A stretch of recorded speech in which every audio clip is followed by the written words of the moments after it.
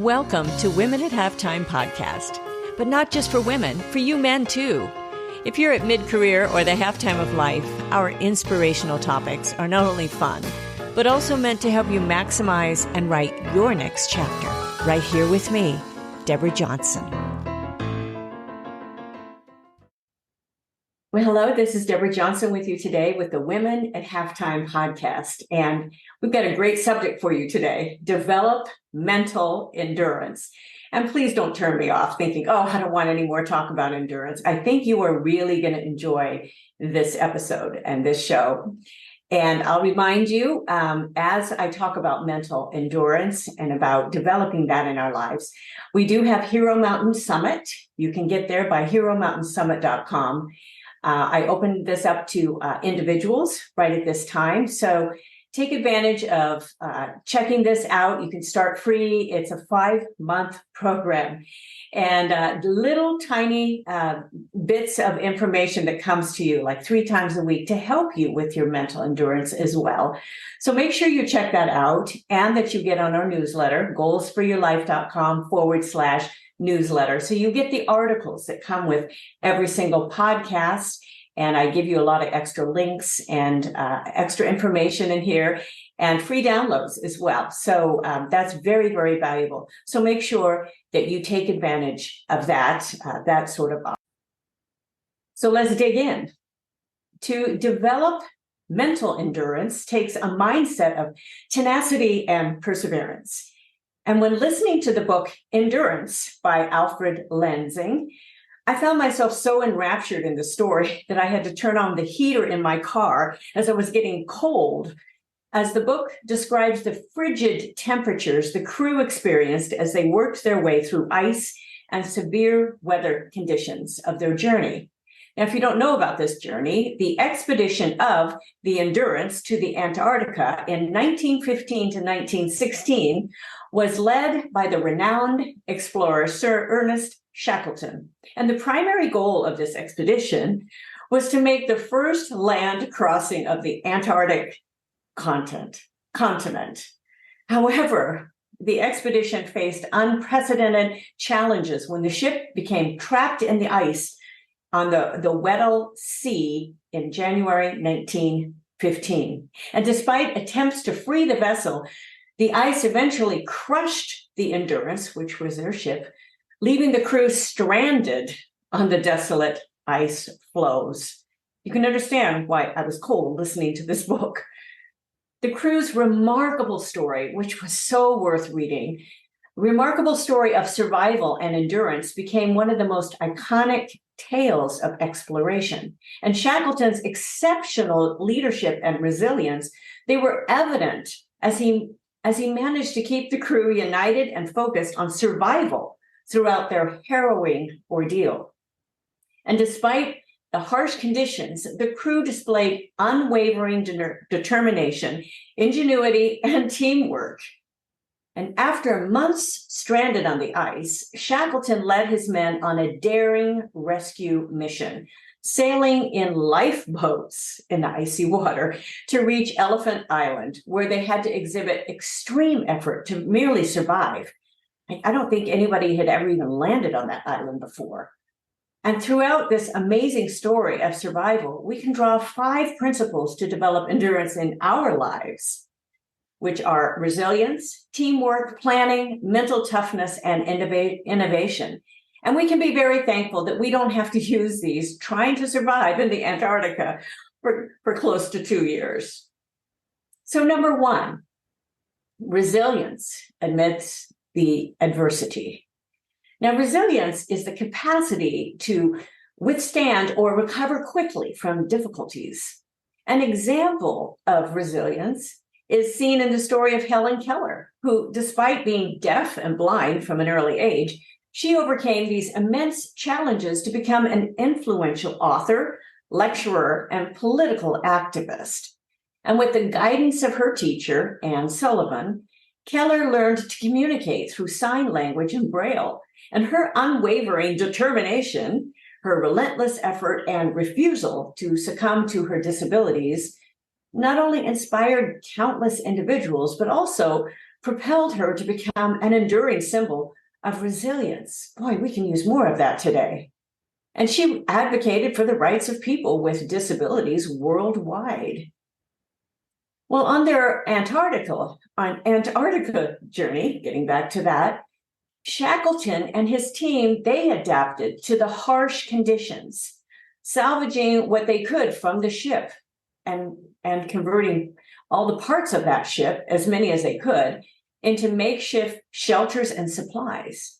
And to acquire those materials, they had to return to a sinking ship, traversing through frigid water, resulting in frostbite and clothing that just froze to their bodies. Again, you can understand why I was cold listening to this book. It was excellent, by the way. I do recommend it. But they repurposed materials creatively, such as using wood from the ship's interior for heating and insulation. And they showcased their resourcefulness and the ability to improvise under immense pressure. They learned how to hunt and use every part of a seal or a whale for oil, for food, and even shelter. And this adaptive mindset and willingness to make the most out of their situation, it played a pivotal role in their survival and eventual rescue.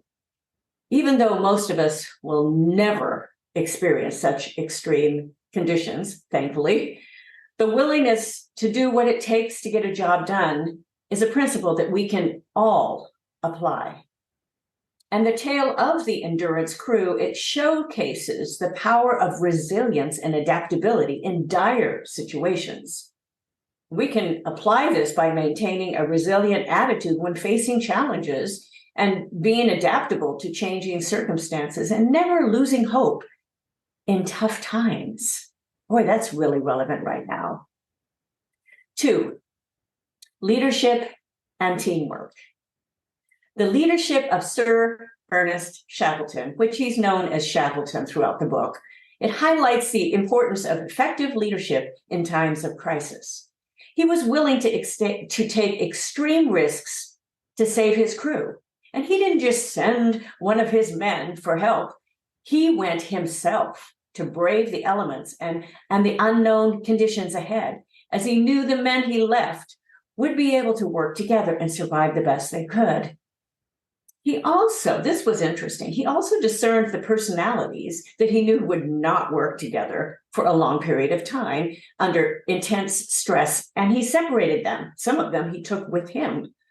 And this took insight as he studied to know his men and to make the decisions that would be of the greatest benefit to the survival of the whole team. Now, this type of discernment is extremely valuable in putting teams together and creating an atmosphere of camaraderie and support for each other.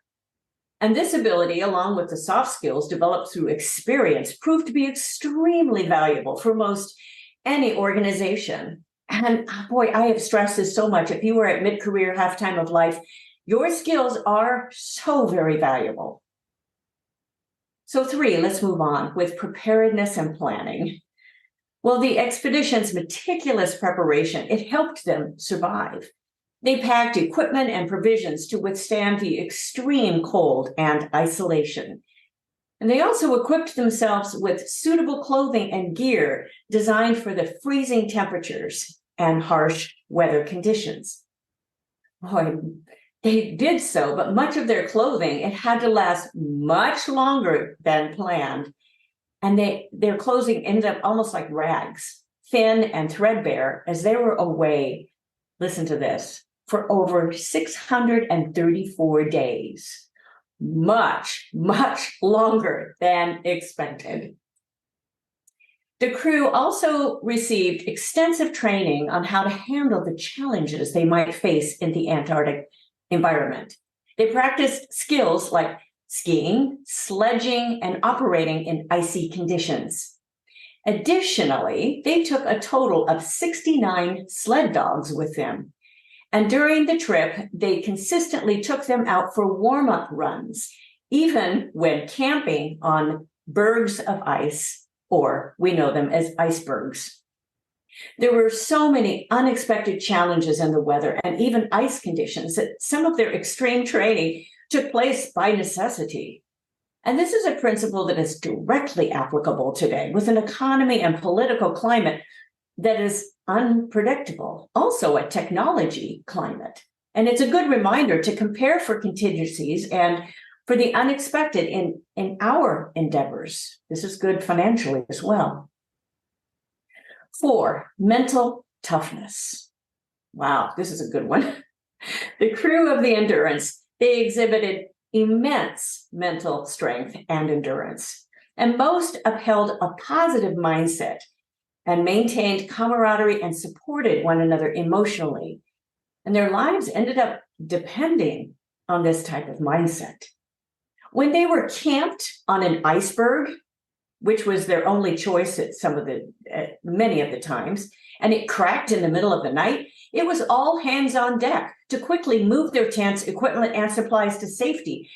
And sometimes this took hours in the complete darkness and frigid temperatures.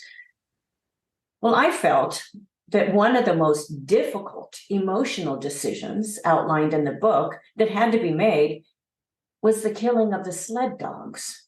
And there was no way they could continue feeding the dogs as well as themselves when food was already getting scarce.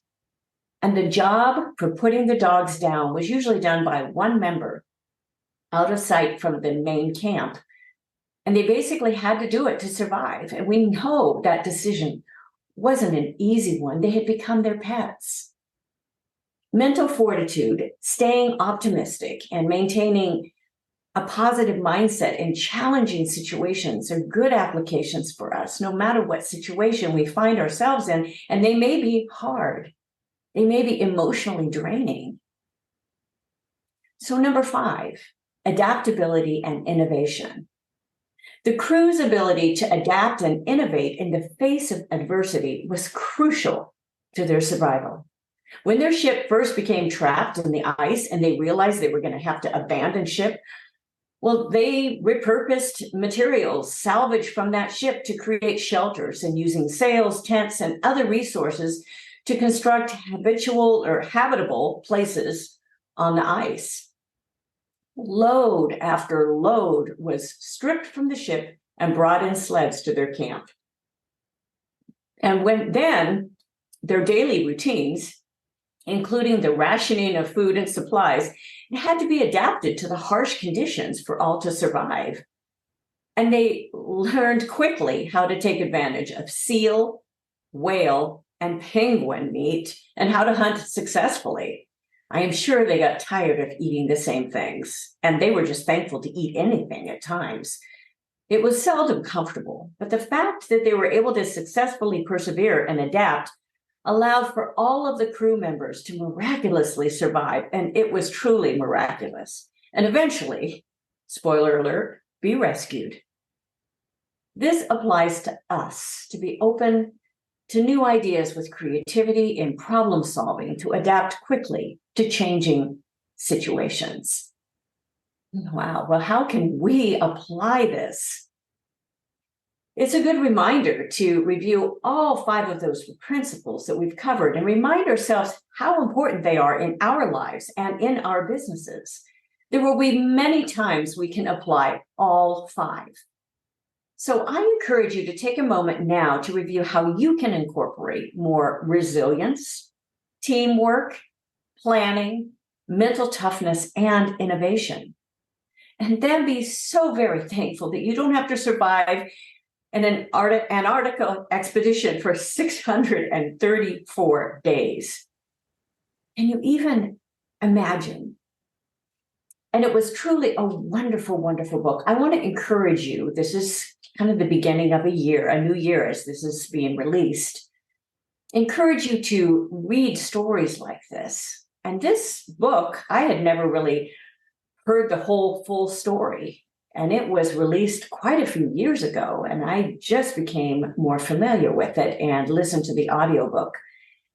And books like this that inspire us, that encourage us in some of these principles are really, really important. And in Hero Mountain Summit, there's a program right with this. It is part of that program is to read consistently or to listen to audiobooks consistently. It's a program full of creating good habits and keeping you on track with a lot of areas of your life and of your business. It really helps you answer that, what's next? What am I going to do at this point in my life? And that's why I put it together. At this point in my life, I am all about helping those who are at that mid-career, the halftime of life, really move forward. You have so many skills. And I see so many just kind of sitting on those skills, sitting on their experience that I don't have. But I want to encourage you to use your experience. I have experience in other areas and abilities in other areas.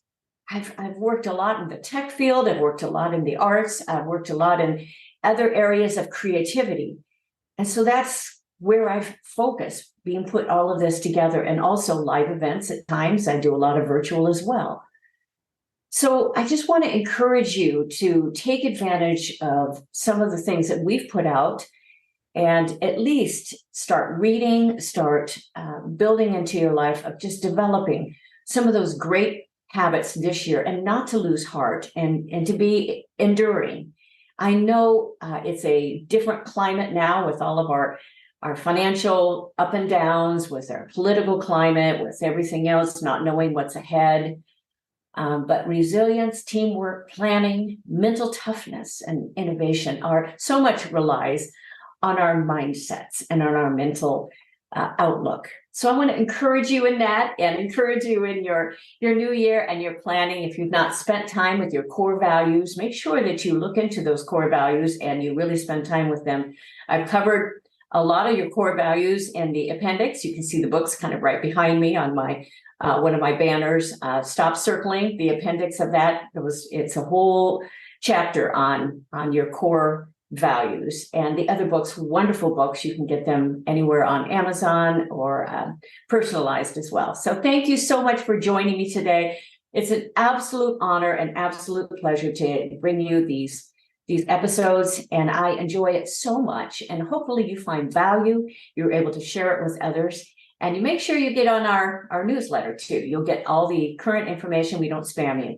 goalsforyourlife.com/newsletter. Oh my gosh. Yeah, had a little pause there. So thank you again for joining me, and I'll look forward to being with you again next time. Bye-bye for now. Thank you for joining us. It is because of our wonderful listeners like you that we keep going strong week after week. We'd love it if you'd share and follow us to not miss a single show, and even write a review. You can also find all of our articles, products, and links at womenathalftime.com.